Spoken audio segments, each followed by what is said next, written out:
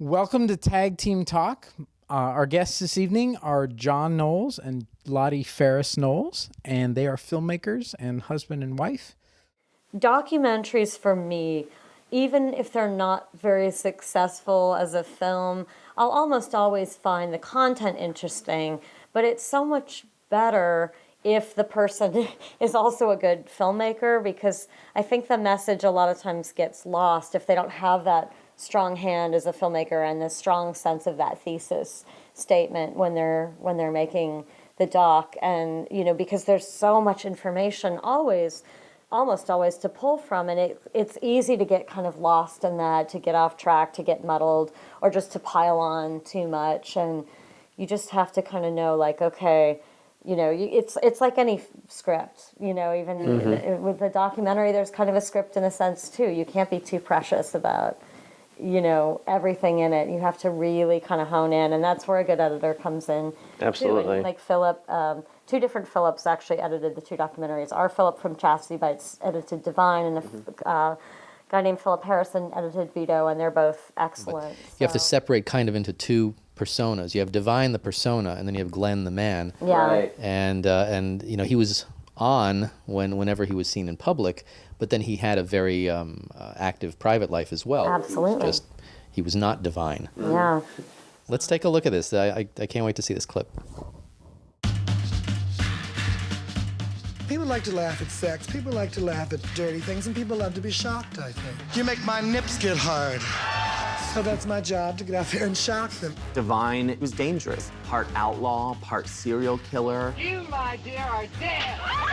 Divine was a cinematic terrorist. She was simultaneously sexy and monstrous. Is she gonna screw me or eat me? She was a midnight movie star. You could only see her after midnight, but it was worth staying up.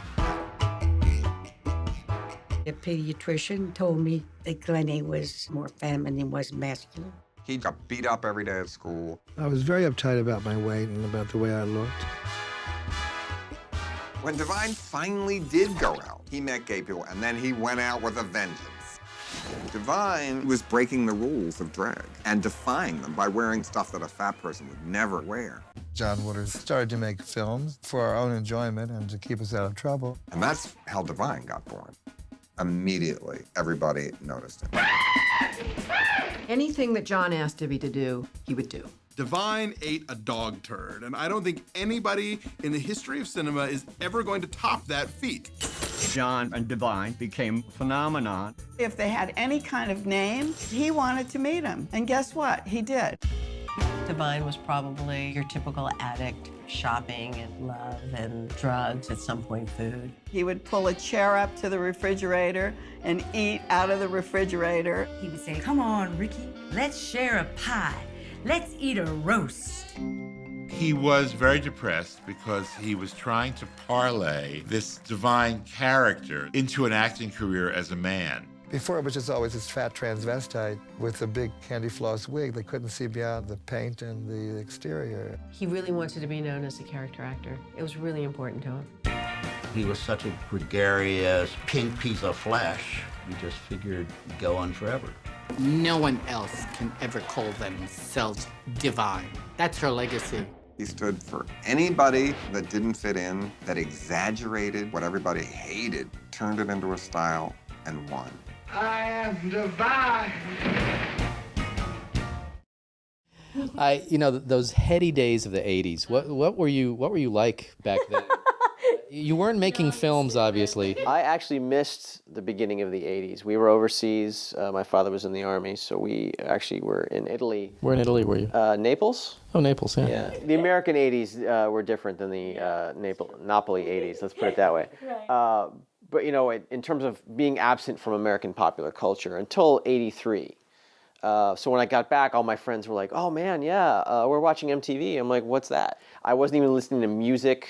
I was that nerdy kid who like listened to radio, old time radio plays, like the Mercury Theater that Orson Welles did, and like I Love a Mystery, and like all these like I had that was where my cassette tapes were like old time radio shows, and then I come back to the States and everyone's into Madonna and the Police and like all this other stuff. But it sounds like that fed your storytelling yen. Oh yeah, completely. I love a good story, you know. So that's where I came from, and then I did, of course, dive right into American culture when I got back and was watching MTV, and I was watching movies like Bright Lights, Big City, hoping that I would get the chance to go dance in a disco to New Order and snort cocaine when I got the chance, even though I was like barely even 12 years old. So that never happened for me, by the way.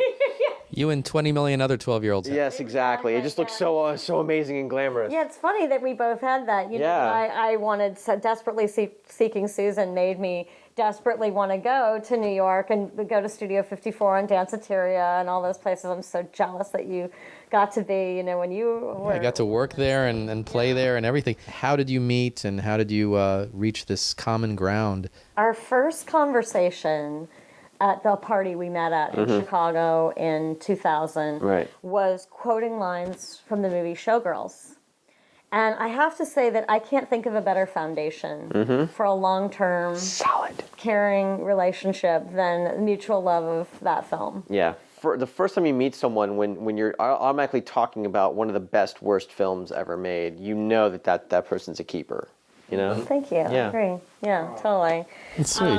Working together kind of happened organically because we were both very interested in movies, and he knew. I mean, our first official date was him coming to see a solo performance. That's something I did in Chicago. I mainly wrote and produced theater, and I was in the solo performance scene, you know, and thought I was super cool. And so he came to see one of my shows, and so he knew I was a creative person. I knew he was a creative person because he was a graphic designer full-time, but he talked about really wanting to transition into filmmaking.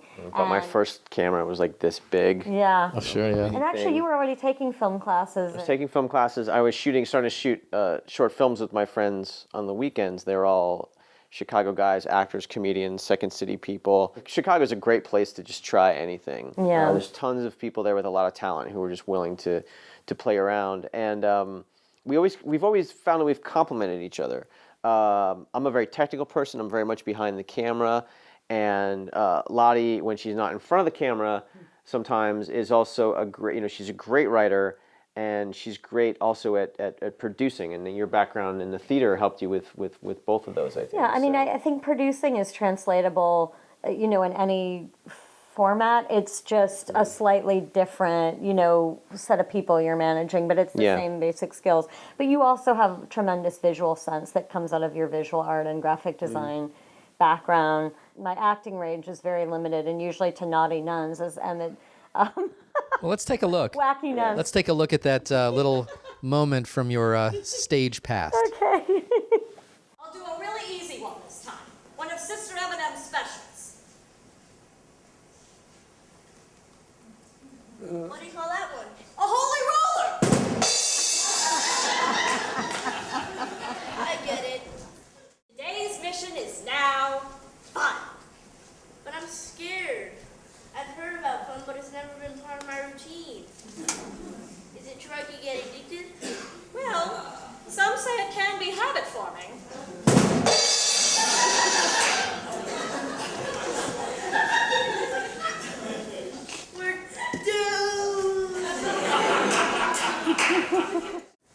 I think you almost cracked a smile that time. All right, young Master Chief, time to move on to part 2 of today's mission. Jokes. But I don't know any jokes. I haven't told a joke in all my life. Oh, it's easy. You just start with something you know, like this. Knock, knock. Who's there? The interrupting nun. The interrupting nun. Hallelujah, hallelujah! That's ridiculous. I haven't heard so much nonsense in all my life.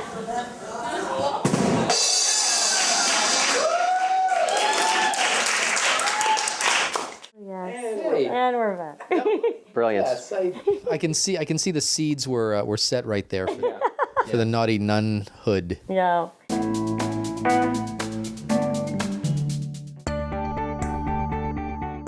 this guy who's got a thing for this girl. You're like a dead fish. I can't help it. But he never did anything about it. We never even kissed. What's the big freaking deal? And now she's getting married. 2, 3.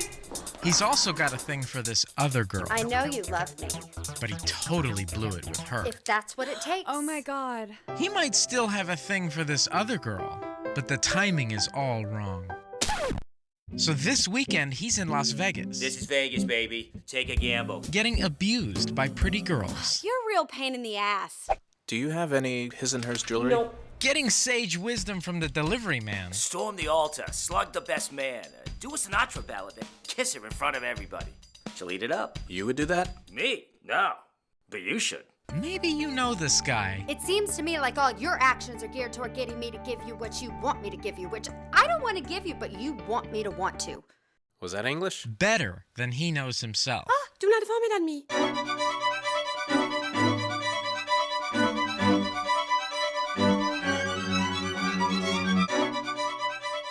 Your imaginary friend is here on the flight? Do you talk often? Can you see him now? What does he look like? She thinks you're wasted.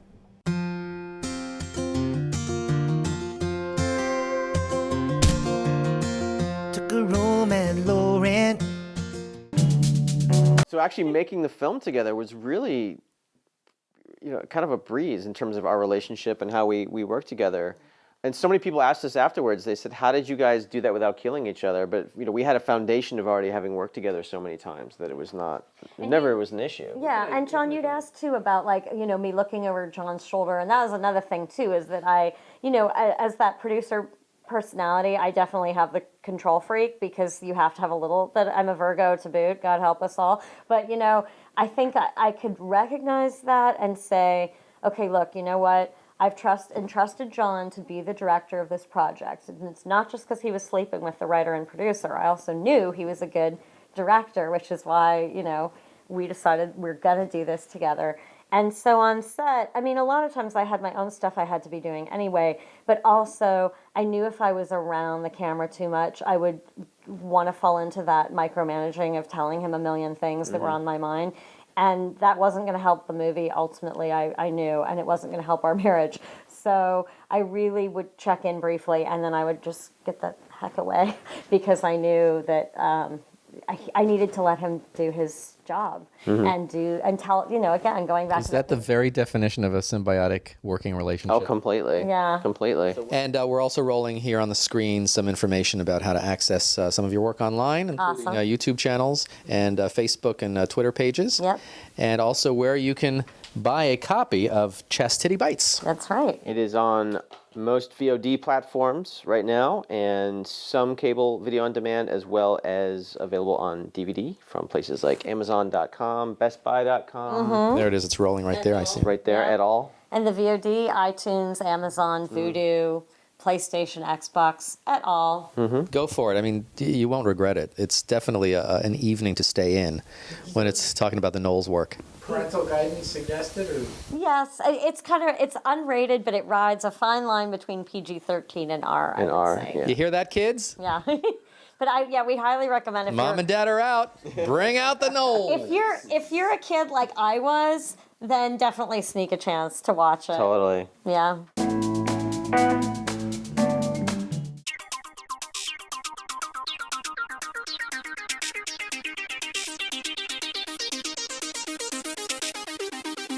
Jay Marwood?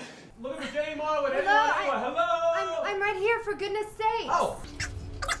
Excuse me. Kim didn't tell me how pretty you are. Thank you. Oh, almost forgot.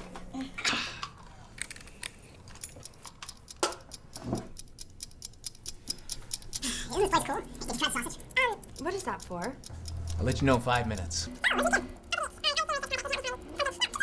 I'm sorry, but that ticking is driving me crazy. Oh, no sweat. So, what was the something you were looking for? This is too weird. What is the timer for? 3 more minutes. Hang in there, you Why are you timing me? Research project. What are you researching? How to make people crazy? How come you're not married? You should know me for 3 minutes. How could you ask that? The sooner we tackle the compulsory, the sooner we get the main event. Main event. Did you go out here and knock into it? Definitely. Oh, there we go. Well, is it time? It's time. I'm all ears. Do you want to go to bed with me?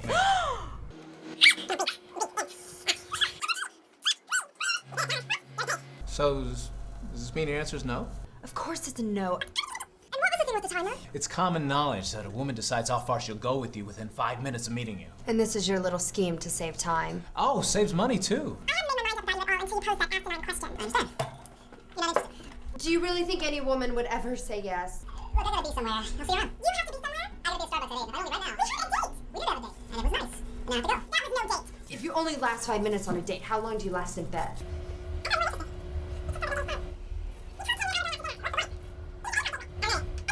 You scheduled 2 blind dates for one evening? Actually, 3. What would you do if I were to say I would sleep with you? Not that I ever would. I'd stay. I don't want a one-night stand. I'm sensitive. You could really hurt a girl's feelings. But I didn't want that with her. How does that insult you? She wasn't attractive. Just wasn't my type. But I thought all men... I have standards. Look at me, Veronica. Why do you do this stupid timer thing? It's expedient. It puts women off. Well, not always. I'm a woman and it put me off. You're like this rampaging cliche of the male pig. I'll stay. I'll stay. I never asked you to stay. You never answered my question. I told you I will not go to bed with you. Why aren't you married? No one ever asked me. I nail it down in 5 minutes. You can apologize for asking that. Okay? I'm sorry for thinking you're attractive. A gentleman does not ask a lady, do you want to go to bed with me? Well, then how will the gentleman and lady have little ladies and gentlemen? He doesn't ask it 5 minutes after meeting her. He's supposed to wait 5 dates? That explains why you aren't married, which is sad. So you consider going to bed with me? She can wait. In the first 5 minutes, a woman does not decide how far she'll go with a man in bed. What's she doing? Thinking of ways to improve me? She's deciding whether or not you're somebody she could marry. That's sick. Oh. What's that? You gotta take a pill? I just needed to see something. See what? Oh, nothing. What's the alarm for? I had to see if I could stand you for 15 minutes. And if you couldn't? I would have left. But you can't stand me. I lost track of time. You're ready to kill me. I haven't yet. You were testing me? My test only lasted 5 minutes. Mine was much more humane. Did I pass? You did? How? I have no idea.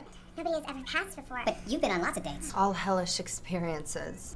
Do you want to have dinner sometime? Do you? I guess so. Great. I'll give you a call. You're leaving? I'm gonna try to catch Starbucks girl. I said I'd call you. I haven't given you my phone number. I'm gonna forget. If you want my number, ask me for it. Okay, shoot. I'll give it to you in 3 minutes.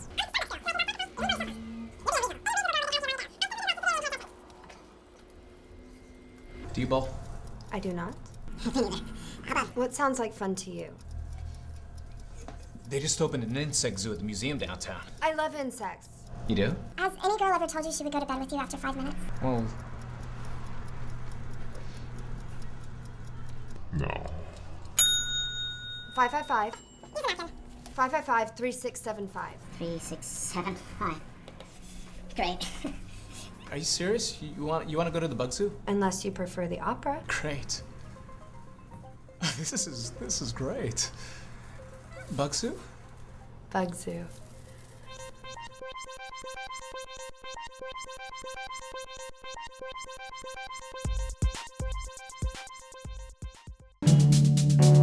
So I see you have a little new friend. I made a friend, Eddie, and his kitty cat, his black cat, And his raven. and his raven. Yeah, Quoth the Raven. nevermore. Very well done.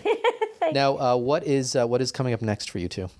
I assume it's going to be you two. I think that we'll work together on most stuff, but we do occasionally split up and do our own thing. Although we're always kind of around, helping a little bit and supporting, even if we're not. Like John wasn't on the documentaries. He does other stuff without me, but we're always. I in wound the up mix. like working on the website. Exactly. Like we always end up somehow in the mix together. In terms of films coming up, he's got a great script he almost has finished that's got kind of more of like a classic Cronenberg feel. He's more of a sci-fi guy. Science fiction, body horror kind of thing. It's going to be pretty cool. Hearing about Cronenberg makes me hungry. Now they know that you guys will only work for Pop-Tarts. No, come on. Not yet, You're falling apart. No, not yet. You know being hungry gets you loopy. No. So I see all these other films here. What? Tell me about The Parent Trap. Well, that stars the incomparable Lindsay Lohan. She slept with a lot of. But you didn't. They didn't work on that film. But all these films are here. It's time to let go. I thought these were all their films. It's time to move on. Bye, John. Thanks for coming. Thanks, you guys. Here, look, we got all these Pop-Tarts. Oh, they do look nice. Do you need a fork? No. Okay. It's like the Cookie Monster. Bye, John. And we're back. Hi, Emmett. Hi. So anyway, should we continue on the what's next? This is honestly the weirdest interview we've ever had. It's great, though. No, it's not the weirdest. No, it's probably not the weirdest. But it's the most fun. It's up there. Jonathan's original idea was to interview people in their bathrooms. I would totally be down for that, as long as I'm not actually dropping trout. But anyway, where were we? Comedy, horror, sci-fi. What is your favorite, or what are your favorite genres? Yeah, I'm a science fiction guy, definitely. Although I really enjoy horror now. I've been watching so much more horror since I met Lotti. So horror nerd. Totally. But for those of you who grew up in the 70s and 80s, you may remember two seminal magazines. There was Fangoria for the horror crowd. There was Starlog for the science fiction. What about Cinefantastique? Oh yeah, Cinefantastique was another one. But under the same umbrella, the same publisher with Fangoria and Starlog, started by the amazing Carrie O'Quinn. Yes. We've had the pleasure of meeting since moving to LA. But we have a friend who, he's known us for a while now, and he's like, oh, I get it. You're Starlog, she's Fangoria. Yeah. Like, that's, Nice. That's we cross. There's some crossover in there, Yeah, because we like his favorite movies are Blade Runner and Aliens, probably, right? Yeah. And I love those movies too. But if I have to go with my absolute favorites, mine are the original John Carpenter's Halloween and Hammer Films' The Vampire Lovers, which is one of the best, sexiest lesbian vampire films of all time. Emmett and John. You should be watching it. It's hot. It may. Let's watch a clip. Exactly. Let's watch a clip. But we may not come back. You might not. Yeah. But John likes those too. So, I do. Yeah. I do. So it's just, and then we meet in the middle at Showgirls. So it works.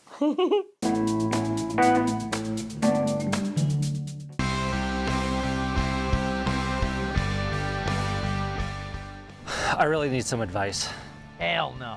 I'm afraid of work. We're all afraid of work. That's why we do this. You must get something out of it or you wouldn't do it. We have a situation. I'm at the end of my rope. I could have an attack any second. Can I get a new brother?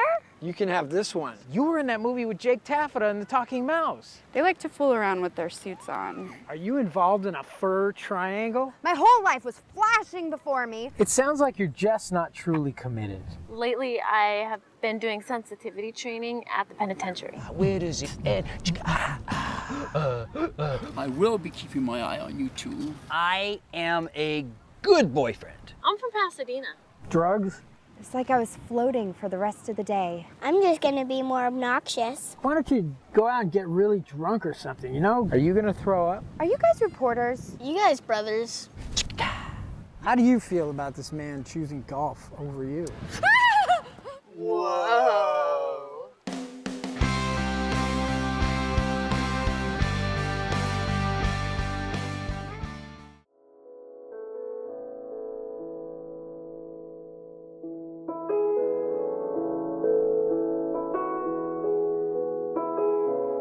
Open your eyes, my child. Who are you? Can you predict the future? I don't like to. Am I going to be waiting around for a husband or what? Aren't there any women without sin? Well, actually, I do know of one. Your mother, right? Then you come up with something. All right, how about we just open up the door and let everybody hug you? That's boring. Look, now people are dancing, even my parents. They're all convulsing in misery. Baloney. I'm not going to cry at any of their funerals either.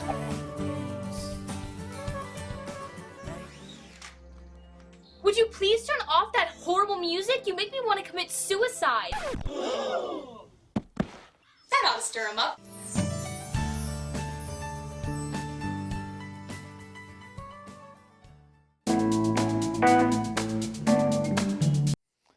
So what are your votes for the best 1980s teenage sex comedies. Now, teen comedy or teen sex comedy? Yeah, that's two different. That's two. Oh, is it? Okay. Because I'll say, you know, like if you want to go with teen comedy, Heather's hands down.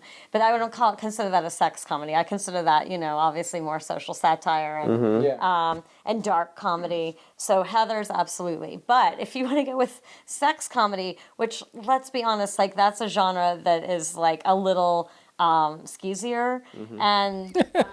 You're not going to say Porky's, are you? Well, I mean, that's a good one. But actually, my favorite is this movie called The Malibu Bikini Shop. I went to school with one of the guys who starred in that. Wait, not Michael Wright, by any chance? Yeah. Wait a minute, he was my boss in the early 90s at CAA. Was he yes. really? Oh my Yeah. God, and I teased him mercilessly. He runs TNT television now, and I keep meaning to like drop him a note. Maybe I'll send him a copy of Chastity Bites. Funny, yeah. But yeah, because I remember somebody called him on the phone and wanted to talk about Malibu Bikini Shop too. And I was like, what's this about? That's like my favorite movie. And he's like, shut up, you're just teasing me. And I was like, no. And he's like, I was like, what are you talking about? He's like, I'm Alan. Crazy. So, John, your favorite teen comedy or teen sex comedy? Does Meatballs count as a teen sex comedy? Totally. Yeah. I would go with Meatballs. But also Revenge of the Nerds. Revenge of the Nerds. Be another one. Okay. Yeah, I was just thinking about that movie the other day. So those two are pretty much up there. So no votes for Fast Times at Ridgemont High? Oh, yeah.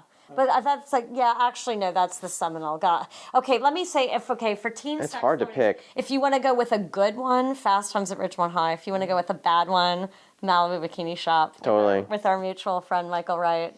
Yeah, who may or may not be watching this. Okay, Meatballs was 79, so it doesn't count. So, but now is Animal House teen? I snuck into it. I was like 13 years old and I snuck in, so. 78. Yeah. Well, what's it? Oh God. So I'm gonna go with Revenge of the Nerds then, because that was 83. I think. Something like that, yeah. Revenge of the And Nerds. Better Off Dead, I love. Better Off Dead, yes. I mean, there's so many, you know, and I love 16 Candles. You know, you could never make 16 Candles now with like Asian and date rape jokes like out the wazoo. Horrible. Nobody would let you do, and you know, and it's terrible when you look at it now from our perspective, but it's still a hilarious movie. Yeah, as dark as it was, like Risky Business was a teen comedy. Very, yes. Is the epitome of teen sex comedies if you think about it.